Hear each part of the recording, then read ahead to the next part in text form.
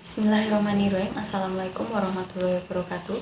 Perkenalkan, kami dari kelompok 8 yang akan menyampaikan materi hari ini tentang kedudukan hukum perikatan Islam dalam lembaga ekonomi syariah di Indonesia. Sebelumnya, kami akan memperkenalkan nama anggota kelompok kami, yaitu saya Ardiana Ratna Mardani dengan NIM 2021170 dan rekan saya Aris Dwi Oktavia dengan NIM 2021131 dan Louis Jenny Milina Kusturi dengan NIM 2021136. Yang poin pertama yang akan kami bahas hari ini yaitu tentang perbankan syariah dan asuransi syariah. Yang pertama yaitu perbankan syariah.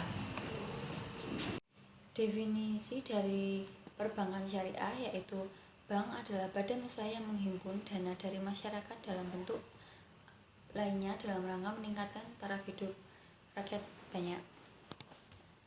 Definisi perbankan syariah menurut Undang-Undang Perbankan Syariah Nomor 21 Tahun 2008, perbankan syariah merupakan segala sesuatu yang terkait dengan bank syariah dan unit usaha syariah yang mencakup tentang kelembagaan kegiatan usaha dan cara serta proses pelaksanaan kegiatan usaha.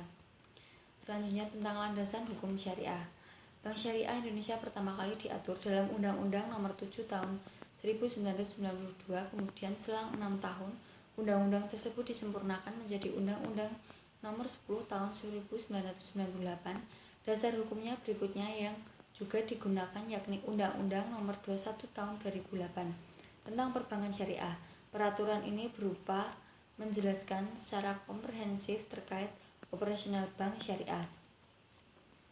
Yang ketiga, akad dalam perbankan syariah. Terdapat beberapa akad yang dalam perbankan syariah, antara lain yaitu wadiah, yaitu akad dalam sistem penitipan dana atau barang dengan tujuan menjaga keamanan, keselamatan, serta keutuhan uang maupun barang. Yang kedua adalah mudharabah, yaitu suatu akad kerjasama antara pihak bank syariah sebagai penyedia modal dengan pihak. Yang ketiga, musyarakah merupakan akad kerjasama antara kedua pihak atau lebih dalam usaha tertentu yang masing-masing pihak memberikan porsi dana. Yang terakhir yaitu murabahah, yakni akad yang dilakukan dengan cara menjelaskan pembiayaan suatu barang dengan menjelaskan harga belinya kepada konsumen. Yang selanjutnya, presentasi selanjutnya akan dijelaskan oleh rekan saya tentang akad-akad selanjutnya. Yang kelima yaitu salam, merupakan akad dalam bank syariah di mana tata cara pembiayaan suatu barang dengan cara pemesanan. Nomor 6, istisna atau suatu akad di mana dilakukan dengan cara pembiayaan suatu barang dalam bentuk pemesanan pembuatan barang. Kemudian yang ketujuh, ijarah, merupakan akad dengan sistem penyediaan dana yang bertujuan memindahkan hak guna dari suatu barang dan jasa berdasarkan pada transaksinya. Yang terakhir yaitu qard, yaitu akad yang dilakukan dengan cara peminjaman dana untuk nasabah. Untuk selanjutnya yaitu implementasi prinsip-prinsip perjanjian Islam dalam produk perbankan syariah. Karena berdasarkan syariah, maka produk-produk dari bank syariah mengacu pada prinsip-prinsip hukum Islam, yaitu larangan dalam melakukan transaksi yang terdapat unsur gharar atau ketidakpastian. Kemudian unsur judi atau maisir, riba, dan batil. Maka dari itu bank syariah menerapkan sistem bagi hasil dan tidak memungut bunga. Hal ini sejalan dengan pokok-pokok dalam perjanjian Islam yang digunakan, di mana menghendaki adanya transaksi yang bebas bunga untuk menghindari prinsip-prinsip yang dilarang dalam Islam tersebut. Kemudian selanjutnya pengelompokan produk pembiayaan perbankan syariah menjadi 3 golongan yang dibedakan atas dasar tujuan penggunaannya, antara lain yang pertama, transaksi pembiayaan yang bertujuan untuk memiliki barang ataupun jasa dengan prinsip jual beli.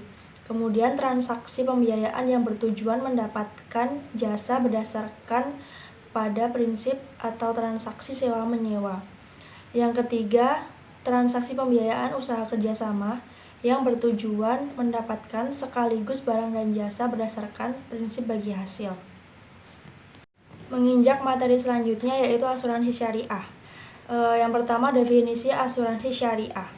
Asuransi syariah atau pertanggungan merupakan perjanjian antara kedua pihak maupun lebih, di mana pihak penanggung mengikatkan diri kepada pihak yang tertanggung dengan menerima premi asuransi untuk memberikan penggantian kepada pihak tertanggung akibat dengan hal kerugian, kerusakan, maupun kehilangan laba yang diharapkan, atau bahkan tanggung jawab hukum kepada pihak ketiga yang mungkin akan diderita oleh pihak tertanggung yang dapat ditimbulkan dari suatu peristiwa yang tidak pasti, ataupun untuk memberikan suatu pembayaran yang didasarkan atas meninggal atau hidupnya seseorang yang dipertanggungkan.